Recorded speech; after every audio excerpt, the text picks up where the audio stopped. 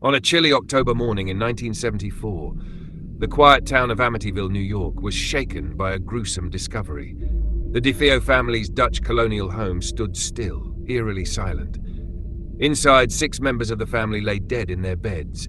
Parents Louise and Ronald and their 4 children had been shot execution style. There were no signs of struggle. All were face down as if they had never woken up. Only one family member survived, 23-year-old Ronald defeo Jr. He claimed he had come home to find his family slaughtered, but police quickly sensed inconsistencies in his story. There was no sign of forced entry, no indication anyone else had been in the house. Under questioning, Ronald's story began to unravel. Within 24 hours, he confessed to the killings. He claimed voices in the house had told him to do it. A troubled history of drug abuse and family conflict emerged. He was charged with 6 counts of second-degree murder. At trial, Ronald pleaded insanity. He said a demonic force compelled him to kill, but the prosecution argued he acted out of anger and greed. He had a motive, a substantial life insurance payout. Jurors weren't convinced by the insanity defense.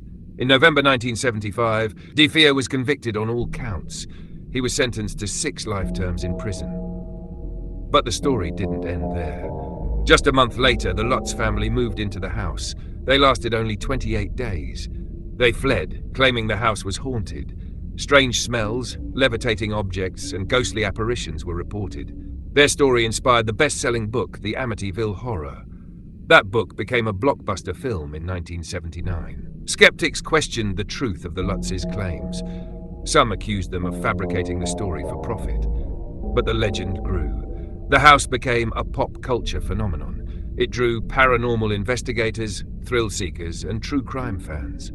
Defeo remained in prison until his death in 2021. He changed his story multiple times over the years, but the horror of that night never faded.